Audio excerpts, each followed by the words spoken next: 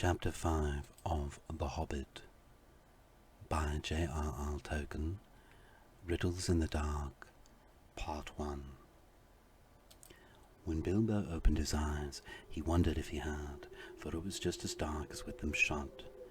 No one was anywhere near him. Just imagine his fright. He could hear nothing, see nothing, and he could feel nothing except the very stone of the floor. Very slowly he got up and groped about on all fours till he touched the wall of the tunnel, but neither up nor down it could he find anything, nothing at all. No sign of goblins, no sign of dwarves. His head was swimming, and he was far from certain even of the direction they had been going in when he had his fall. He guessed as well as he could and crawled along for a good way, till suddenly his hand met what felt like a tiny ring of cold metal lying on the floor of the tunnel. It was a turning point in his career, but he did not know it. He put the ring in his pocket, almost without thinking. Certainly it did not seem of any particular use at the moment. He did not go much further, but sat down on the cold floor and gave himself up to complete miserableness for a long while. He thought of himself frying bacon and eggs in his own kitchen at home, for he could feel inside that it was high time for some meal or other, but that only made him more miserable. He could not think of what to do, nor could he think of what had happened, or why he had been left behind, or why, if he had been left behind, the goblins had not caught him, or even why his head was so sore. The truth was, he had been lying very quiet, out of sight and out of mind, in a very dark corner for a long while. After some time he felt for his pipe. It was not broken, and that was something. Then he felt for his pouch, and there was some tobacco in it, and that was something more. Then he felt for matches, and he could not find any at all, and that shattered his hopes completely. And just as well for him, as he agreed when he came to his senses. Goodness knows what the striking of matches and the smell of tobacco would have brought on him out of dark holes in that horrible place. Still, at the moment, he felt very crushed. But in slapping of all his pockets and feeling all around himself for matches, his hand came on the hilt of his little sword, the little dagger that he had got from the trolls, and that he had quite forgotten.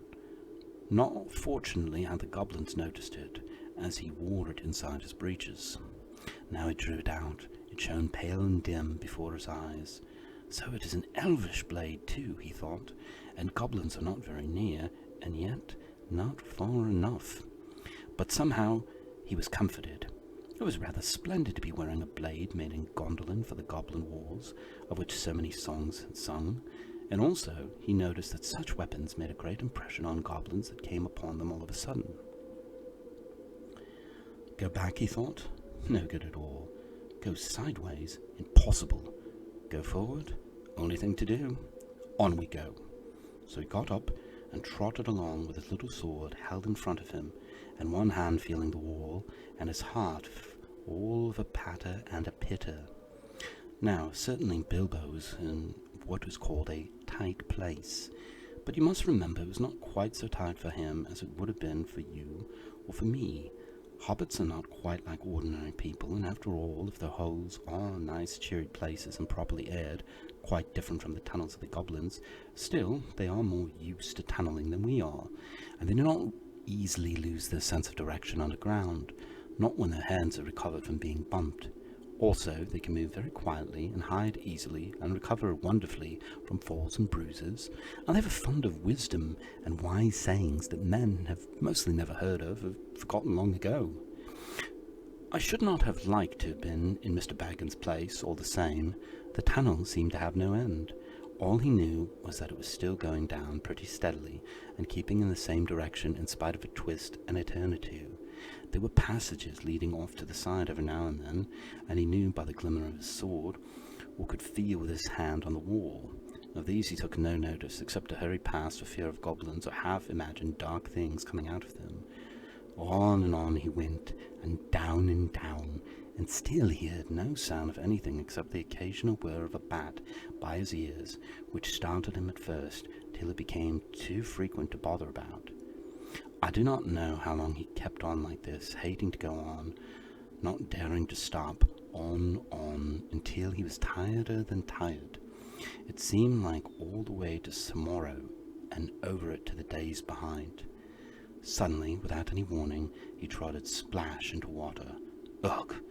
It was icy cold. That pulled him up sharp and short.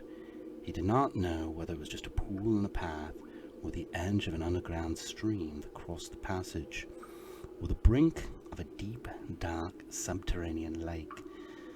The sword was hardly shining at all. He stopped, and he could hear, when he listened, hard drops, drip, drip, dripping from the unseen roof into the water below. But there seemed to be no other sort of sound. So it is a pool, or a lake, and not an underground river, he thought. Still, he did not dare to wade out into the darkness. He could not swim, and he thought, too, of nasty, slimy things with big, bulging, blind eyes wriggling in the water. There are strange things living in the pools and lakes in the hearts of mountains. Fish whose fathers swam in, goodness only knows how many years ago, and never swam out again, while their eyes grew bigger and bigger and bigger and bigger from trying to see in the blackness. Also, there are other things more slimy than fish. Even in the tunnels and caves the goblins have made for themselves, there are other things living unbeknownst to them that have sneaked in from outside to lie in the dark. Some of these caves, too, go back in the beginnings to ages before the goblins, who only widened them and joined them with passages, and the original owners are still in their odd corners, slinking and noising about. Deep down here by the dark water lived old Gollum, a small slimy creature. I don't know where it came from, nor who or what he was. He was Gollum, as dark as darkness, except for two big, round, pale eyes in his thin face. He had a little boat, and he rowed about quite happily on the lake, for lake it was, wide and deep and deadly cold. He paddled it with large feet dangling over the side, but never a ripple did he make. Not he. He was looking out of his pale lamp-like eyes for blind fish, which he grabbed up with his long fingers as quick as thinking. He liked meat too. Goblin he thought good, when he could get it, but he took care they never found him out. He just throttled them from behind, if they ever came down alone anywhere near the edge of the water, while he was prowling about. They very seldom did, for they had a feeling that something unpleasant was lurking down there, down at the very roots of the mountain. They had come on the lake when they were tunneling down long ago, and they found they could go no further. So there the road ended, in that direction, and there was no reason to go that way, unless the great goblin sent them. Sometimes he took a fancy for fish from the lake, and sometimes neither goblin nor fish came back. Actually, Gollum lived on a slimy island of rock in the middle of the lake. He was watching Bilbo now from the distance with his pale eyes like telescopes. Bilbo could not see him, but he wondered a lot about Bilbo, for he could see that he was no goblin at all. Gollum got in his boat and shot off from the island, while Bilbo was sitting on the brink, altogether flummoxed, and at the end of his way and his wits. Suddenly up came Gollum and whispered and hissed, "Bless us and splash us, my precious.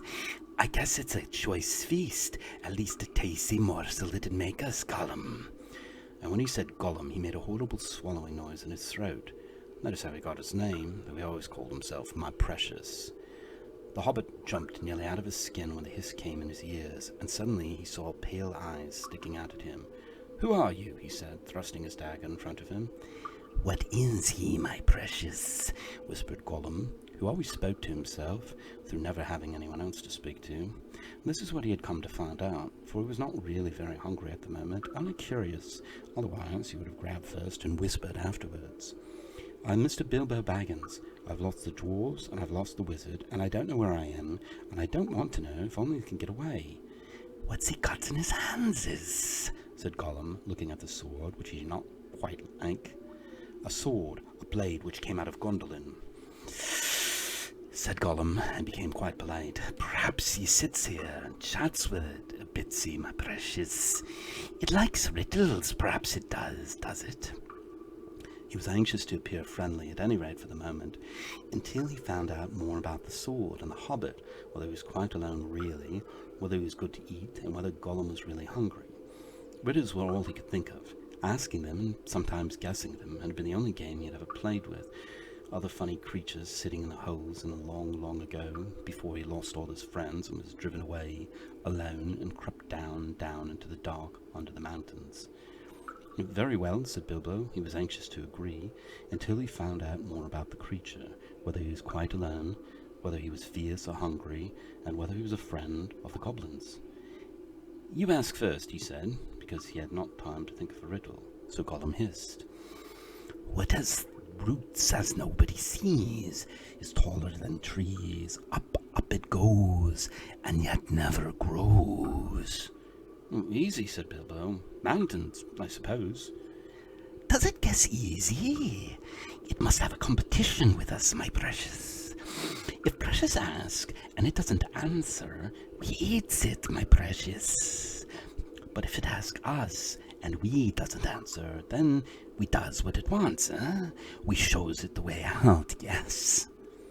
All right, said Bilbo, not daring to disagree, and nearly bursting his brain to think of riddles that could save him from being eaten.